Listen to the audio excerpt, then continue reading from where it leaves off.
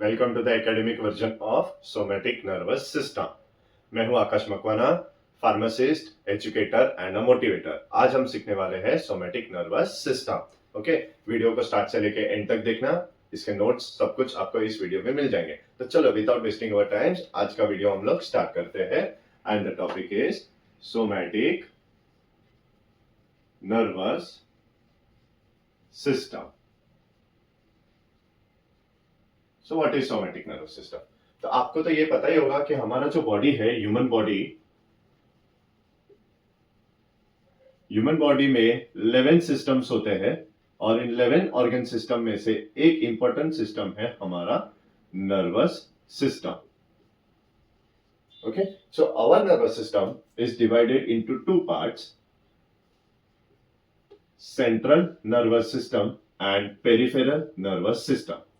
Central nervous system क्या है?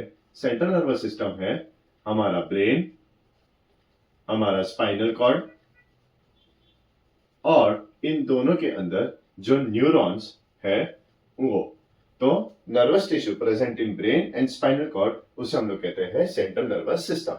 But इन दोनों ऑर्गन्स के बाहर जितने भी न्यूरॉन्स है, नर्वस टिश्यू है, नर्वस टिश्यू आउटसाइड सीएनएस, उसे हम लोग कहते हैं पेरिफेरल नर्वस सिस्टम। अब हमारा जो पेरिफेरल नर्वस सिस्टम है ये फिर से दो पार्ट में डिवाइडेड है। एक होता है सोमेटिक नर्वस सिस्टम, दूसरा है पेरिफेरल नर्वस सिस्टम और तीसरा है एंटेरिक नर्वस सिस्टम। ओके, तो ये है बैकग्राउंड स्टडी करने के लिए सोमेटिक नर्वस सिस्टम को। तो आई होप हम कौन सा टॉपिक पढ़ने वाले हैं ये आपको आज समझ में आ गया है। The part of central nervous system which is called as somatic nervous system. Let us start. So what is somatic nervous system? It is a part of peripheral nervous system which controls movement, or we can say it as actions of skeletal muscles. Okay, तो हम ये system जो है हमारा nervous है, somatic nervous system, it is a part of peripheral nervous system which controls movement और actions of the skeletal muscle. यानी कि क्या है, चलो तो इससे हमें क्या समझ में आ गया कि सोमेटिक नर्वस सिस्टम है सिर्फ किसको कंट्रोल करने वाला है? हमारे स्केलेटल मसल्स को ही कंट्रोल करता है। देखो, बॉडी में तीन तरीके के मसल्स होते हैं। स्केलेटल मसल भी है, कार्डियक मसल भी है और स्मूथ मसल भी है। स्केलेटल मसल्स बॉडी में कहां पे है? तो बॉडी में जहां जहां बोन्स प्रेजेंट है वो सारे बोन्स का कवरिंग किससे हुआ है? स्केलेटल मसल से। स्केलेटल मसल ही है जिसकी वजह से हम लिख सकते हैं, बैठ सकते हैं, उठ सकते हैं, चल सकते हैं, एक्सेट्रा एक्सेट्रा। ये सारे जो एक्शंस होते हैं ये किसके वजह से होते हैं? सोमेटिक नर्वस सिस्टम की वजह से होते हैं। तो इनका रेगुलेशन कैसे होता है ये हमें समझना है ना। तो जब अगर मैं बात करूं सोमेटिक नर्वस सिस्टम के, तो इसके दो कंपोनेंट्स होते हैं।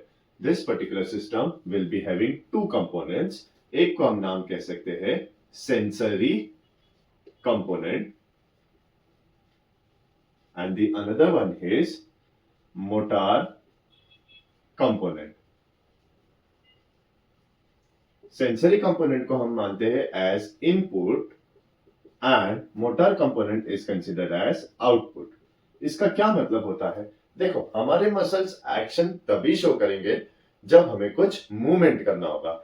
उदाहरण के तौर पे फॉर एग्जांपल हम समझ सकते हैं, सपोज मेरे राइट हैंड पे मुझको मॉस्किटो ने बाइट किया, राइट? तो मेरे ब्रेन ने इस चीज को सेंस किया। अब मुझे उस मॉस्किटो को भगाना है, तो मेरा राइट हैंड जो जिस हैंड पे मुझे मॉस्किटो ने बाइट किया है वो तो एक्शन नहीं करेगा, मेरा दूसरा हैंड जो है वो एक्शन करेगा, बराबर? तो वो हैंड को इंफॉर्मेशन कौन देगा? तो उस हैंड को कमांड देना, इंफॉर्मेशन देना, ये किसका काम है? सोमेटिक नर्वस सिस्टम का। यानी कि मेरे जिस हाथ पे मॉस्किटो ने बाइट किया वहां पे इंफॉर्मेशन कैप्चर हुआ, तो वो पार्ट है हमारा सेंसरी कंपोनेंट। वहां से वो इंफॉर्मेशन जाता है हमारे ब्रेन तक। हमने अभी अभी सीखा कि ब्रेन किसका पार्ट है, हमारे सेंट्रल नर्वस सिस्टम का पार्ट है। वो चीजों को एनालाइज करेगा और वहां से आउटपुट जाएगा, आउटपुट आएगा मेरे दूसरे हाथों के मसल्स तक, तो ये बन जाता है हमारा मोटर कंपोनेंट। तो सेंसरी कंपोनेंट किससे बना है? सेंसरी कंपोनेंट बना होता है सेंसरी न्यूरॉन से। It is made up of sensory neuron. And where are these sensory neurons present in our body? So in our body, sensory neurons are present in head, body wall यानी कि हमारा skin, and all sensory organs like eyes, nose, ears, skin, tongue, ये सारे हमारे sensory organ पे sensory neuron present है। तो ये क्या करता है सेंसरी न्यूरॉन? ये इन जगह पे जो सेंसरी न्यूरॉन है, इसका काम होता है सेंस करना। किसको सेंस करना? स्टिमुलस को। It senses the stimulus. Okay, हमने कुछ खाया, वो गर्म था, तो वो हॉट टेम्परेचर क्या था? स्टिमुलस था। उसका कुछ टेस्ट था, वो टेस्ट क्या था? स्टिमुलस था। ठीक है, तो यहां से ये सेंस करता है स्टिमुलस को। अब ये इनपुट वाला पार्ट है, तो ये इंफॉर्मेशन किसको देगा? ये सारा इंफॉर्मेशन जो है ये जाता किसके पास है? ये जाता है हमारे सीएनएस के पास, सेंट्रल नर्वस सिस्टम।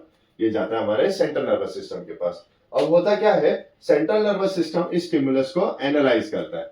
जब ये एनालाइज करता है तो यहां से इंफॉर्मेशन कमांड, ओके, इंफॉर्मेशन को सेंस किया तो वो इंफॉर्मेशन था। इंफॉर्मेशन को एनालाइज किया, किसने एनालाइज किया? ब्रेन ने किया। तो ब्रेन क्या जनरेट करता है? कमांड जनरेट करता है। एक एक्शन के लिए कमांड जनरेट करता है। तो ये कमांड ब्रेन से स्पाइनल कॉर्ड में जाता है, स्पाइनल कॉर्ड से होते हुए सीधे पहुंच जाता है हमारे मसल्स के पास।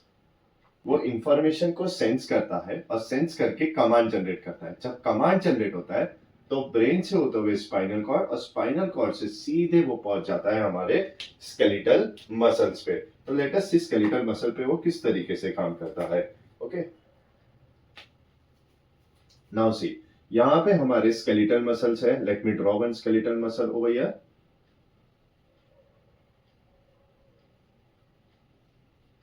लेट अस सपोज ये इस तरीके से हमारा स्केलेटल मसल है। So now when a neuron, जब एक न्यूरॉन स्केलेटल मसल को कनेक्ट करता है तो इस पर्टिकुलर जंक्शन को, जहां पे ये स्केलेटल मसल के साथ कनेक्ट हो रहा है, जहां पे ये स्केलेटल मसल के साथ कनेक्ट हो रहा है, इस पर्टिकुलर जंक्शन को कहा जाता है neuromuscular junction. This is called as neuromuscular junction. Now what happens at this neuromuscular junction? Neuromuscular junction को अगर मैं इस पर्टिकुलर पार्ट को और भी मैग्नीफाई करूं यहां पे, तो मुझे कुछ इस तरीके से दिखेगा। ये मेरे एक्सॉन टर्मिनल्स है और इसके आजू बाजू में मैं यहां पे बना रहा हूं। अभी आज मेरे रेड मार्कर को पता नहीं क्या हो गया है, प्रॉपरली ओपन नहीं हो रहा है। अब ये जो यहां पे है, this is a muscular fibre. ठीक है, तो ये मस्कुलर फाइबर है इस तरीके से। अब क्या होने वाला है, जैसे ही ये कमांड आया, जैसे ही कमांड सेंट्रल नर्वस सिस्टम से आया कमांड, तो कमांड न्यूरोमस्कुलर जंक्शन पे गया। यहां पे आने से ही इस सब जगह पे एक न्यूरोट्रांसमीटर रिलीज हो जाएगा। मसल और हमारे एक्सॉन टर्मिनल के ऊपर जो टीलोडेंड्रॉन्स है उनके बीच में क्या हो जाएगा? एक लिक्विड जमा आ जाएगा, एक केमिकल जमा हो जाएगा, उसको हम लोग कहते हैं न्यूरोट्रांसमीटर। तो ये न्यूरोट्रांसमीटर कौन सा है? The name of neurotransmitter is acetylcholine. ये याद रखना है बच्चों आप लोगों ने। The name of the neurotransmitter is acetylcholine. अब जैसे ही एसिटाइल कोलिन रिलीज होगा, what is going to happen? This particular muscle, ये जो मसल है, इट विल अंडरगो एक्साइटेशन, और एक्साइटेशन होने की वजह से इसका क्या होगा? कॉन्ट्रैक्शन। और क्योंकि मसल ने कॉन्ट्रैक्शन किया तो हमारे बॉडी पे क्या होने वाला है? The body will show movement. The body will show movement.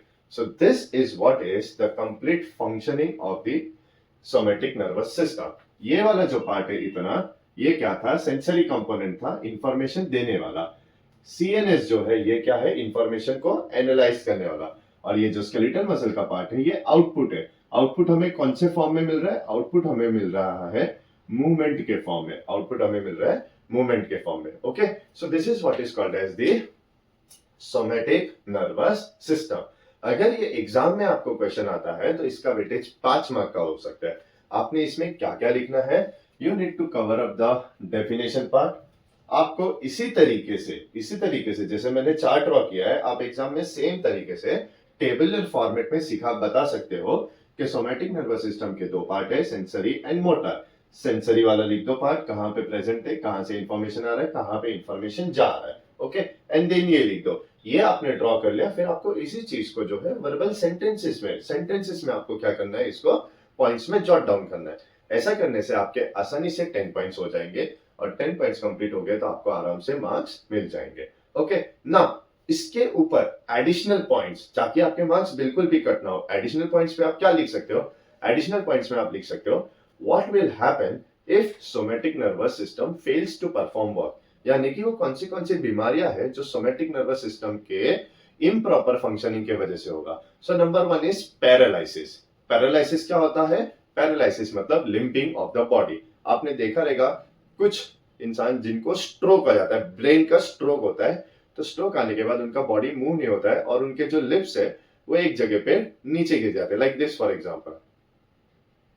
तो ऐसा क्यों हो रहा है? क्योंकि यहाँ पे जो स्केलेटल मसल है उसका कंट्रोल वो लॉस हो गया है, वो अभी उनका ब्रेन उसका कंट्रोल नहीं कर सकता। ओके, इसको पैरालिसिस कहते हैं। It is one form of paralysis which is called as Bell's palsy.